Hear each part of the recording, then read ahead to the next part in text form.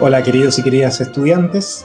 Bueno, hoy día vamos a continuar con nuestra unidad 2. Particularmente vamos a presentar algunos conceptos nuevos, algunos procedimientos artísticos que no habíamos visto antes, particularmente relacionados al arte objetual. Y vamos a tratar de vincularlo con estas ideas de Walter Benjamin que habíamos estudiado. Así que les presten atención a la siguiente presentación. Bien, aquí tenemos una pequeña portada, digamos, que vincula eh, dos ideas, el arte objetual y estos dos conceptos, el ready-made que vamos a estudiar y luego es el pop art. Eh, pero antes de eso es necesario definir algunos conceptos para tener un lenguaje común, particularmente la idea de qué es un objeto. Entonces, lo que hicimos fue discutir en clases eh, lo que cada uno entendía por esta palabra, digamos. Digamos que la palabra es problemática, el concepto, digamos, si uno lo busca en un diccionario filosófico, va a decir un montón de cosas. Pero aquí lo vamos a relacionar un poco con el saber común. Y eso lo vamos a entender de la siguiente manera. Hay una contraposición de ideas, que por un lado está el sujeto y por otro lado está el objeto. El objeto, como se mencionó, según el saber común de cada uno, es lo que está asociado a la cosa, a la cosificación, a algo, a un constructo, algo que yo puedo tomar, manipular, a eso. Objeto también en filosofía se puede llamar como al objetivo de algo, a la finalidad, a la cosa que se estudia. Pero en este caso vamos a hablar de algo que está fuera del sujeto, el sujeto que está asociado a la acción a una persona. Entonces, el objeto podría ser casi cualquier cosa que yo pueda manipular. Entonces, pensando eso y teniendo esa idea clara, lo que hicimos fue pensar con qué objetos nos relacionamos cotidianamente. Y, o sea, con qué objetos nos relacionamos de manera regular, normal. Salieron muchas cosas, los lápices, el computador, la cama, tazas, servicios, cubiertos, y nos fuimos dando cuenta de que estamos rodeados de cientos de miles de objetos y pensamos particularmente en que cada objeto, si lo pensamos, tiene una historia. O sea, por ejemplo, salió el tema de un lápiz, por ejemplo, que está hecho de madera, que probablemente viene, no sé, de la región del Biobío, de estas papeleras gigantes, después fue llevada a una industria que lo cortó, que lo manipuló, que lo pintó, la pintura no sabemos de dónde viene, la mina probablemente viene de una mina de carboncillo, de grafito en algún lado, y todo eso involucró un esfuerzo humano gigantesco para que esto finalmente llegara a mis manos. Y nosotros estamos rodeados de centenares de estas cosas que requirieron trabajo y objeto humano, o sea, procesos humanos.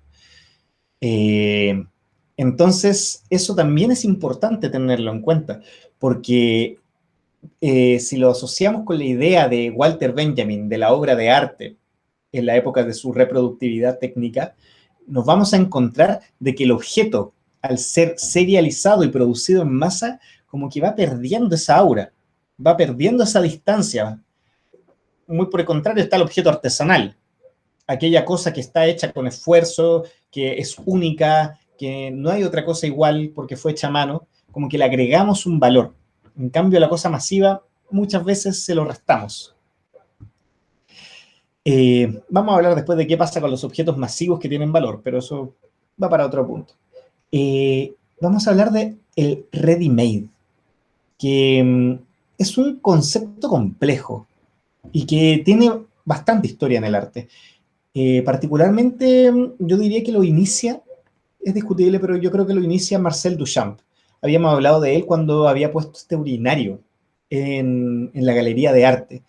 Y él inauguró una cierta idea de que los artistas podían utilizar objetos que normalmente no eran considerados como artísticos y los utilizaban con una finalidad creativa o una finalidad artística. Por ejemplo, aquí se ve una obra de arte clásico de Marcel Duchamp que, digamos, ninguno de los dos objetos lo hizo él, sino que tomó la rueda de la bicicleta y tomó un piso que lo pintó de blanco.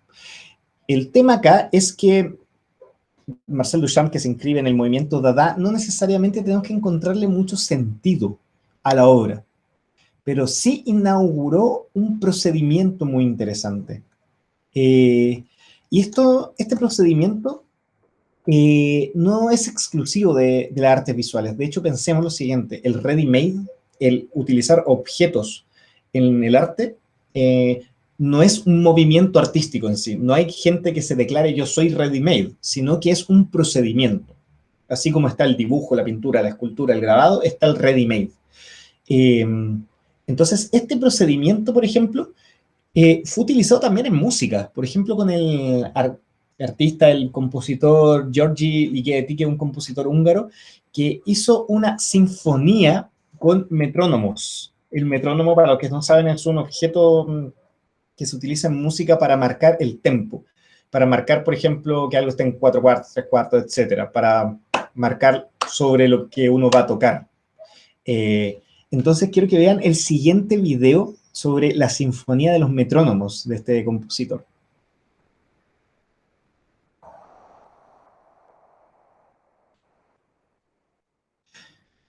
Bueno, aquí se puede ver cómo el artista había utilizado algo que se utiliza regularmente en música y lo sacó de su contexto y lo transformó en una performance, en un ready-made artístico. Entonces, para tratar de vincular esto con la actividad que vamos a desarrollar, tenemos que entender el concepto de cotidiano. Por ejemplo, el metrónomo es un objeto cotidiano en la música. Habíamos hablado en clases que lo cotidiano es aquello que se utiliza con regularidad, aquello que está incorporado en nuestras rutinas, en nuestra vida, de tal manera que muchas veces está invisibilizado. Habíamos hablado de nuestros objetos cotidianos, que son los objetos que nos relacionamos normalmente. Y hay un artista, que es Andy Warhol, artista que ya habíamos estudiado, artista de arte pop, arte popular, digamos, que utilizaba objetos emblemáticos para su época. Él era muy cuidadoso a la hora de decir, ya, yo voy a escoger la televisión a color. Por ejemplo, que en los 60 era como todo un hito, era un objeto cotidiano y un objeto muy emblemático de la época. Y lo voy a transformar en obra. O por ejemplo, esta clásica obra de arte, que es básicamente una sopa de tomates que está enlatada, que para nosotros puede ser un objeto no muy común, pero digamos que lo que hablamos es que el equivalente en Chile sería un caldo Maggi, una sopa Maggi, o por ejemplo una sopa para uno, o una Maruchan, depende de cada uno. Pero es algo que en Estados Unidos todos reconocían en esa época. De hecho, quiero que vean un pequeño video de los Simpsons para que vean lo común que era esto, que hasta los Simpsons ironizan al respecto. Museo donde la élite conoce a Magritte. Es tan emocionante hacer algo cultural juntos. Matt Browning, ¿qué haces en un museo? Apenas puede dibujar. ¡Oh! ¡Ay, no! ¡Me van a borrar! Órale, hijo, tenemos una instalación que instalar. ¿Ah? Un Klaas Oldenburg. Es un europeo que desafió los convencionalismos y abrazó la cultura popular. Debe ser bastante alto. Este es un Joseph Turner. En una era en donde todos pintaban retratos, él decidió cambiar pintando los canales de Venecia. Es glorioso. Las calles están pavimentadas con agua. Podría montar una morsa para ir a trabajar. Picasso en sus inicios pintaba con realismo, después pasó al cubismo y al final de su vida solo pintaba cartas amenazadoras a su editor. Lo llama en su periodo lleno de ira. Arvejas secas. ¡Ay, con jamón! ¿Tienes alguna idea? No, estos sujetos son genios. Nunca se me podría ocurrir algo como una sopa o un lápiz. Oh, voy a descansar un minuto.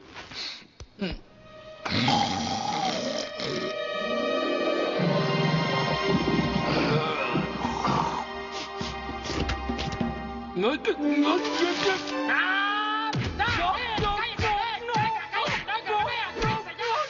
malo!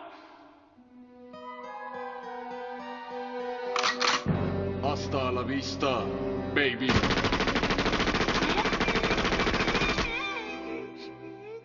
Pero no, que no, no,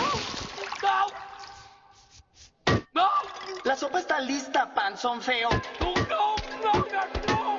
¡Ay, no! ¡Ay, auxilio! ¡No! ¡No, no haga eso! ¡Andy Warhol! ¡Homero! ¡Mort! ¡Ay, porque el arte me desprecia! ¡Jamás te hice nada! ¡Oh! ¡Salgamos! Con este video, además de poner como algo de la cultura popular, creo que es importante que nos pongamos en la situación como de Homero Simpson, como esta idea de Homero que dice, a mí nunca se me ocurriría hacer algo tan genial como una lata o un lápiz. Como, yo creo que todos nos ponemos a veces en ese papel de, no, yo no puedo hacer esto. Y la verdad es que sí, ustedes van a hacer esto y les va a quedar bien, se lo aseguro. Van a ocupar este procedimiento y vamos a hacer un trabajo brillante. Para que entiendan un poco y lo vinculemos con lo que vamos a hacer.